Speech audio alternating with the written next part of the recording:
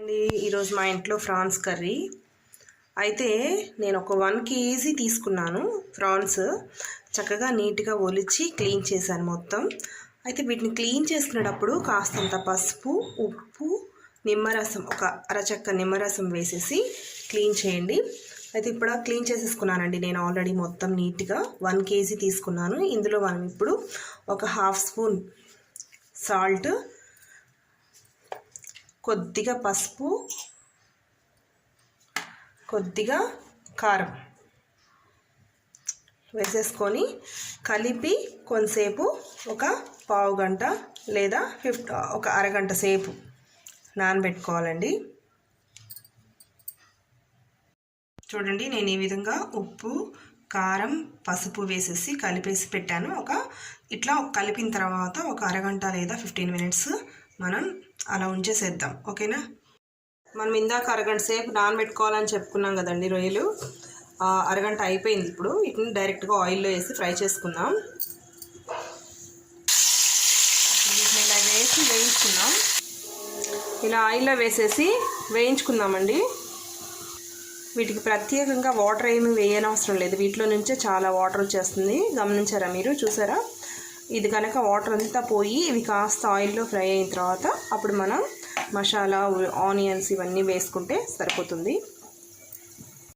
Prawns బాగా వేగిపోయాయండి. నేను తీసి పక్కన పెట్టేశాను.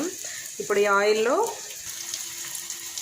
కొన్ని ఉల్లిపాయలు, ఒక ఉల్లిపాయ, ఒక 4 పచ్చిమిరపకాయలు, కొద్దిగా కరివేపాకు వేసుకుని వేయించుకుందాం. అలాగే ఒక చిన్న టమాటా, ఇందులోనే కాస్త పసుపు, కొంచెం ఉప్పు,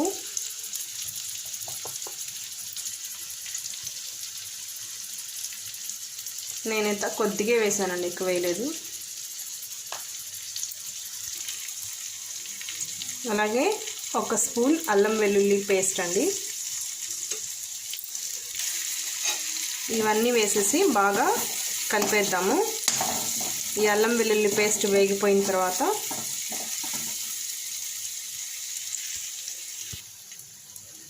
ఈ అల్లం పేస్ట్ కూడా వేగిపోయిందండి. ఇందులో మనం వేయించి పక్కకు తీసి పెట్టుకున్న ఈ ఫ్రాన్స్ కూడా వేసేసుకుందాం.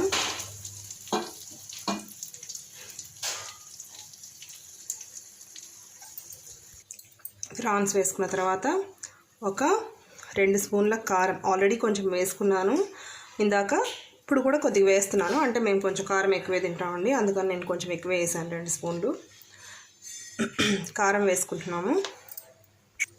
కారం వేసుకుని చక్కగా బాగా కలపండి.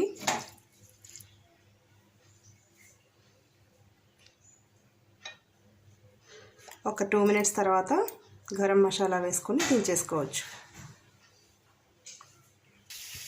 కారం వేసుకున్నాం కదండి 2 minutesలో. మళ్ళీ 2 minutes తర్వాత ఈ గరం మసాలా పొడి వేసుకోండి. ధనియా పౌడర్ అయినా వేసుకోవచ్చు, మీ ఇష్టం అండి. మీ ఇంట్లో ఏది అవైలబుల్గా ఉంటే అది వేసుకోండి.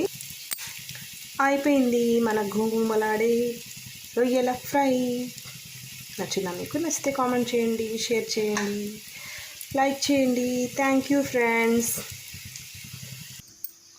నాకైతే చాలా అంటే చాలా బాగా నచ్చింది. సూపర్ అంటే సూపర్ ఉంది. ఒక 2 days వరకు నిల్వ ఉంటుంది కూడా అండి. ట్రై చేయండి ఒకసారి. సింపుల్గా అయిపోతుంది, తక్కువ టైంలో. చాలా అంటే చాలా బాగుంది. అసలు టేస్టు చాలా బాగుందండి. ట్రై చేసి ఎలా ఉందో చెప్పండి. Thank you.